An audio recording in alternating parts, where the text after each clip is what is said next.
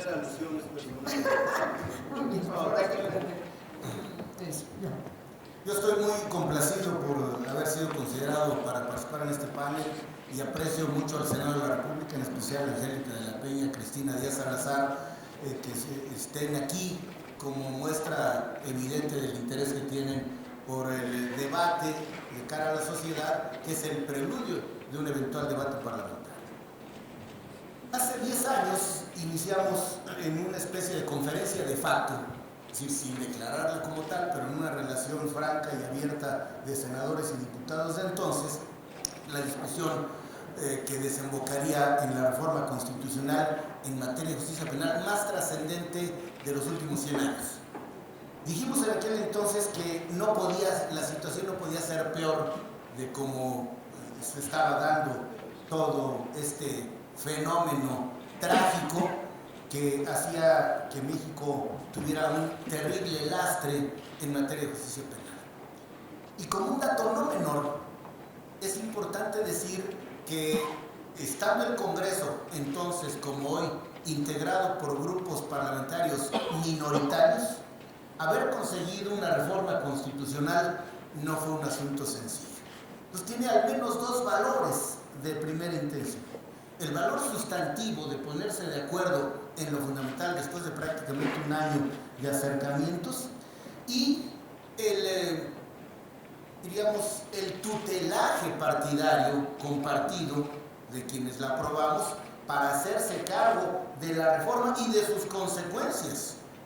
Y mi apreciación es que después de 9 años de la entrada en vigor de la reforma en su conjunto, incluida la transitoriedad que nos llevó a tener un interregno de 8 años para su acabar la implementación, en lo fundamental, mi impresión, y hablo ahora, mi impresión es que los grupos parlamentarios que impulsamos esta reforma seguimos comprometidos con ella.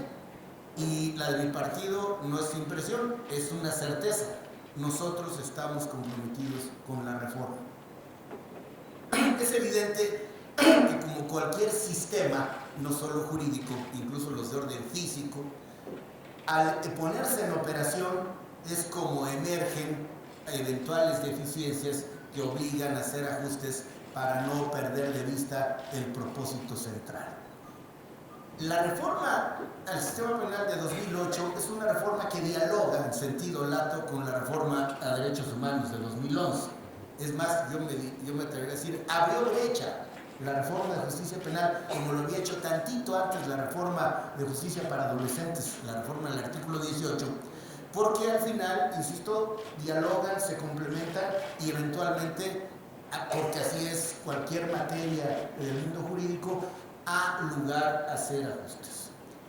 A manera de acertos, el primero, estoy convencido de lo correcto que fue para el Estado mexicano adoptar un sistema de justicia penal, acusatorio, adversarial, oral, etc. Ahora bien, el sistema inmediato anterior, al que todos criticamos, calificado como inquisitivo, yo le pondré un adverbio que voy a usar 2 veces, preponderantemente inquisitivo, porque tenía, aunque fueran los menos, signos, elementos garantistas y humanistas. Pues para decirlo con verdad, el sistema que aprobamos es preponderantemente acusatorio. Hubiéramos querido algunos que fuera un sistema lisa y llanamente acusatorio. Desde el principio no lo fue. Y esto no debe provocar novedades ni cejas arqueadas. Fue un asunto explícito y franco. Y me refiero a los hechos. El arraigo, figura típicamente inquisitiva, se incorporó a la reforma, sabiendo, lo dijo algún abogado ilustre y respetado, que podría ser la gota envenenada del sistema de justicia penal. La prisión preventiva tendría que ser, y en lo general coincido con el acerto de Gonzalo, sin catálogo. Es decir, la prisión preventiva es una medida cautelar que toma un juez como expresión de su arbitrio, como expresión de su deliberación. Sin embargo, también siendo una figura que se acerca a lo inquisitivo, convinimos en que hubiera un catálogo reducido en aquellos casos donde el agravio, la percepción social podía intranquilizarse de no temerse. Los conoce, la trata de personas, el homicidio doloso, los delitos contra la salud, etc. En consecuencia, hoy que está otra vez a debate siguientes aseveraciones, me parece injusto, por incorrecto, que la fenomenología que se está dando allá afuera sea imputable, para usar una expresión de la materia, al sistema de justicia penal. Me parece un exceso, aunque hay que evitar los trazos grandes y hay que hacer trazos delgados. Hay que llevar a cabo ejercicios de neurocirugía en el análisis, en la revisión del instrumental jurídico para ver qué está pasando, pero lo más importante, qué queremos que pase. Soy convencido que el estado de situación de la sociedad mexicana ha hecho que la primera reacción de muchos sea hacer más severo el sistema en su conjunto, la elevación de las penas y todo eso.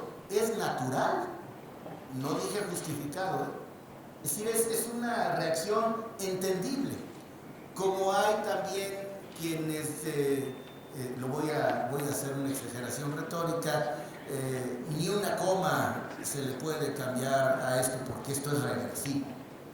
Mi impresión, y lo digo con respeto, es que priva en el ambiente una dosis, no sé de qué tamaño, de cierta esquizofrenia, en donde todos estamos alterados, y no es cuando digo la primera persona del plural, todos, es sincero que me incluyo, que puede llevarnos a tomar decisiones que no sean buenas. La siguiente aseveración que formulo, que no es ninguna novedad, es que lo que se necesita de los operadores del sistema de justicia penal es competitividad. Entendida genéricamente, porque no es una expresión propia del mundo jurídico, como la actitud para competir y la aptitud para ganar. Es decir, que cada uno de los operadores del sistema, los policías que investigan, los peritos, los jueces de todas las modalidades, los alcaides y el personal penitenciario, estén capacitados, sean competitivos. Aquí han abundado ejemplos desgarradores que acreditan que en muchas de esas instancias no hay competitividad. Y también con honradez digo que esto no es imputable ni a un solo gobierno y menos a un partido. Y si de eso se tratara, vamos todos, En consecuencia, mi sugerencia es evitemos que esto tenga ni siquiera por asomo algún sesgo de esta naturaleza, para más bien dedicarnos a ver qué está pasando y qué debe pasar. Mi convicción es que los ajustes que requiere el sistema de justicia penal, por excepción, son normativos. O sea, si requieren algunos, y yo voy a proponer algunos, los más que se requieren son de políticas públicas, son de instrumentación, son de capacitación, son de vigilancia de lo que debe ocurrir. Como aquí ya se ha hecho abundante referencia de cuáles son las críticas al sistema, y yo dije hace rato que me parece injusto por infundado que se le atribuyan, aunque algunas le pueden ser propias, diré, por ejemplo, que si la puerta giratoria, creo que se tendría que demostrar que las personas que delinquen, por las que se incrementó la incidencia delictiva, son las mismas que estaban en prisión preventiva y salieron en libertad por la sola entrada en vigor del nuevo sistema. Me parece un despropósito. Sí hay, y voy a adelantar una de mis propuestas, hay gente que se acogió a los beneficios de los acuerdos reparatorios y que eventualmente, habiendo tenido por delito doloso esa ventaja, el día de mañana entra por otro delito doloso y se acoge al mismo beneficio y puede salir. Hoy lo permite el Código de Procedimientos Penales. He pensado, lo digo al desgaire, que eventualmente hay que hacer una reforma al Código de Procedimientos Penales para que si alguien se benefició de un acuerdo reparatorio, un delito doloso, y está involucrado en otro delito doloso, ya no se puede hacer acreedor al beneficio de un acuerdo reparatorio. Esta es una de las fuentes de la llamada puerta giratoria. A mí me dieron ejemplos concretos en Jalisco y es esta la hipótesis. Y es perfectamente legal lo que estaba ocurriendo, pero la percepción social es muy grave y aquí hay de parte del imputado pues un franco abuso de una institución jurídica beneficiosa. Déjenme ir al tema de la prisión preventiva oficiosa del que ya hablé en lo general. Yo mismo he presentado una iniciativa porque al gobierno le hace falta un instrumento adicional a esto. Mi primera posición fue que la posibilidad de fijar, de decretar la medida cautelar está a cargo del juez, que lo que hay que hacer es ser más competitivo, uso otra vez el término, para acreditar al juez la necesidad de la medida. Es evidente que la oficiosidad de la misma le baja el nivel de exigencia al que está pidiendo la medida cautelar. Yo lo que creo, para no entrar en el juego de la esquizofrenia, es que del que yo hablé y en el que yo mismo me meto, hay que ver si de veras algunas de las hipótesis o algunos de los hechos antisociales calificados como delitos son de tal tamaño, de tal naturaleza, que pudiera caber la prisión preventiva oficiosa. Estoy pensando en el acopio de armas, no en la aportación de armas, por ejemplo, o de la determinación de la naturaleza de las armas. Es decir, un arsenal con armas de alto poder es diferente a tener un arma, aunque sea esta de uso exclusivo del ejército. O el fenómeno que está acuciando a una buena parte del territorio nacional, que es el relacionado con el robo de hidrocarburos. Pero en el caso, ya que estoy hablando de las medidas cautelares, con datos que hace rato dio Álvaro Vizcaíno, pues ahí está, en el diagnóstico está el principio de la solución. De las 32 entidades federativas, solo 3 cuentan con UMECAS en condiciones intermedias u óptimas. Entonces no hay que ser sesudo para saber que el problema está en la deficiencia de las UMECAS o en la falta de instalación de las mismas. Él mismo dijo que en el 33% de los casos que sí operan las UMECAS no atienden las solicitudes de evaluación del riesgo, no entregan las opiniones técnicas. En consecuencia, está cubierto el requisito formal de la intervención de las UMECAS, pero no se consigue el propósito sustantivo. 17 entidades no han logrado acreditar la verificación de los antecedentes del imputado durante la evaluación del riesgo procesal. Es decir, le estoy dando como botón de muestra, si este es el diagnóstico, la solución emerge inmediatamente. Y ojo, no tiene que ver con cambio a la ley, tiene que ver con una correcta instrumentación de un precepto constitucional y de preceptos de rango secundario. Oigo también que si estamos frente a una suerte de hipergarantismo. Yo lo que creo, o cuando reviso cuáles son las garantías, especialmente del imputado, que suele ser por el que la sociedad se siente agraviada, y yo no encuentro un derecho que sea un derecho, déjenme llamarlo así, excesivo, solo para darme a entender. ¿Es derecho o no es derecho? No. Yo estoy tratando de decir que en el conjunto del ejercicio de derechos parece demasiado. En consecuencia, yo me inscribo una vez más en el garantismo y yo no encuentro dónde está el hipergarantismo. Y si hubiera, no encuentro cómo, pero a lo mejor también me muestro en contra. Si uno de los principios del nuevo sistema de justicia penal es justamente la contradicción y la igualdad de las partes frente a la autoridad. En consecuencia, darle más ventajas a una rompería un principio de inicio. Como el tiempo nos acucia, yo solamente diría, los que hicimos una especie de profesión de fe jurídica, política, en relación con el sistema, estamos impelidos, y yo lo hago públicamente, a ratificar esa profesión de fe. Y abiertos, como ocurre en el Congreso, para discutir propuestas concretas. Y no importa de quién vengan, sugerí yo mismo que no importa la afiliación partidaria, sino ver el corazón de la propuesta y su verdadera intención. Si abona al perfeccionamiento del sistema, me parece que es bienvenido. Cuando se hace un balance, me parece importante que hay que destacar las cosas buenas, como la creación en el ámbito federal de la UNECA. Debió ser hace un par de semanas, que me parece que hacía falta y fue muy bienvenida por quienes estamos atentos de los temas. Vi que no son míos los datos del Secretariado Ejecutivo, que al ser tan reveladores traen de la mano dónde está la solución. Enseguida, me parece destacable la Comisión de Atención a Víctimas, que nunca en los años de vigencia de la Constitución existió una disposición que hiciera referencia a la víctima de los delitos. Y algo muy importante, los que nos formamos en las escuelas de Derecho en los últimos, bueno, es más, de aquí para atrás siempre, aprendimos el concepto de reparación del daño. Y normalmente, aunque fuera de naturaleza penal o con una pena accesoria por la comisión de un delito, traíamos a cuento la definición de daño y hasta de perjuicio, ¿no? El menoscabo patrimonial o la privación de una ganancia lícita.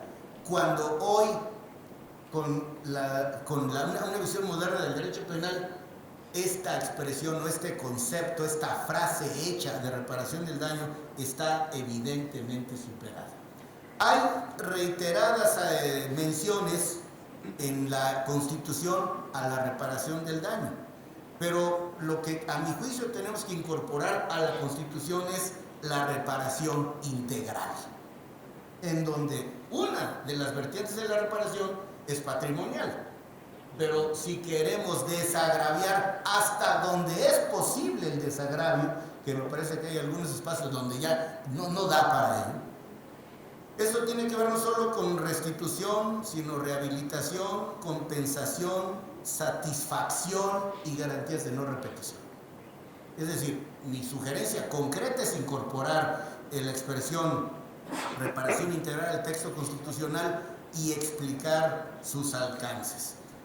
Por el tiempo no me referiré, pero tengo opiniones muy concretas respecto de cómo fortalecer las fases del sistema, como explorar el dotar de autonomía técnica a la Policía de Investigación.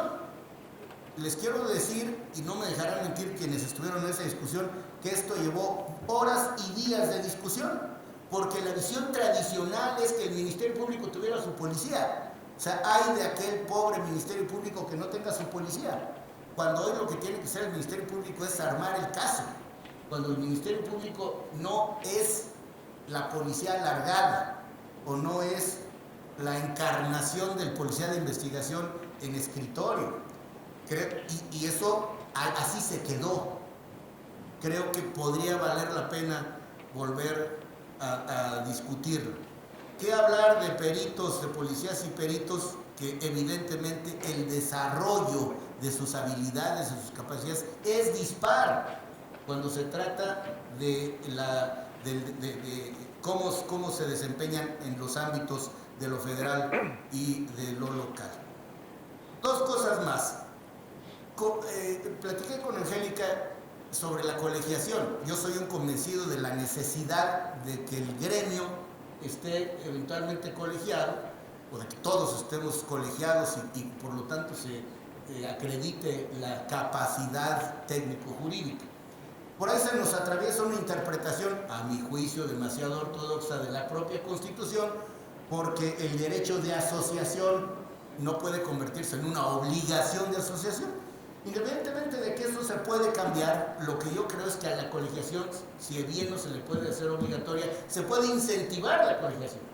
O sea, puedes no colegiarte, pero si te colegias, hay incentivos que harán que ante el dilema la gente libremente opte por la colegiación. Creo, y termino con dos cosas, que un reto de entonces y de hoy es un reto cultural. La gente, incluso muchos que escriben y hablan en los medios, se refieren a este asunto con una gran soltura y con una gran ignorancia. En consecuencia, un reto de los que tenemos que ver con el diseño y operación del sistema es la cultura jurídica. Tenemos, y en esto los abogados y las barras tienen una tarea importante. O sea, que la gente conozca de veras los alcances de este sistema y sin quitarle ni ponerle acreditar dónde están los avances y también dónde están las deficiencias. Los avances para ponderarlos, porque los hay, y las deficiencias para reconocerlas y para superarlas. Termino. Creo que es conveniente eliminar la figura del arraigo, que ya dije por qué está allí, y les pido que me lo crean. O sea, el arraigo nos desprestigia y nos quita mucho y nos da poco o nos da nada, en términos de eficiencia. Hace rato dije ya que se puede ser, si hay cambio al Código Nacional de Procedimientos Penales, restringir los beneficios a los reincidentes con el fin de que los acuerdos reparatorios de ellos no haya abuso, y evitar con esto el fenómeno de la puerta giratoria que, dadas las condiciones del precepto, puede permitir. Elevar a la Constitución la figura de reparación integral a las víctimas con una descripción breve, categórica de cuáles son sus alcances. Y en el polémico tema de la prisión preventiva oficiosa, mi opinión es que las condiciones del país pudieran exigir un catálogo recortado de la prisión preventiva oficiosa. Es decir, uso, no abuso de la prisión preventiva oficiosa. He visto por ahí un proyecto que pretende meter en el catálogo hasta el robo de vehículos. Bueno, me parece, haciéndome cargo de que puede haber de insensateces a insensateces. Entonces, creo que la tendencia general tiene que ser que la prisión preventiva oficiosa sea excepcional y no como pasó hace ya muchos años en nuestra materia, cuando los delitos graves, cuando después de la media aritmética pasamos al catálogo de delitos graves y no graves, el catálogo de delitos graves, que era chiquito, empezó con el paso de los meses y los años a hacerse grande, de modo que se pervirtió la figura y la excepción se hizo regla. Mi opinión es que habría que cuidar, tengo una iniciativa presentada para evitar que haya un abuso en esta figura. La Constitución en su propio artículo 19, al hablar de la prisión preventiva oficiosa, habla de los delitos cometidos con medios violentos como armas y explosivos. Es decir, puede haber allí una asidera para que, ejerciendo su derecho y asumiendo su responsabilidad, un juez pueda decretar la prisión preventiva. Termino. Cuando se hizo la reforma, se hablaba, entre otros, de la búsqueda de dos, el alcanzar dos objetivos que parecen en algún momento estar en contradicción: garantismos y respeto a los derechos de las personas, o eficacia. Es decir, eficacia a costa de lo que sea. En un régimen dictatorial alguien diría sí, eficacia a costa de lo que sea.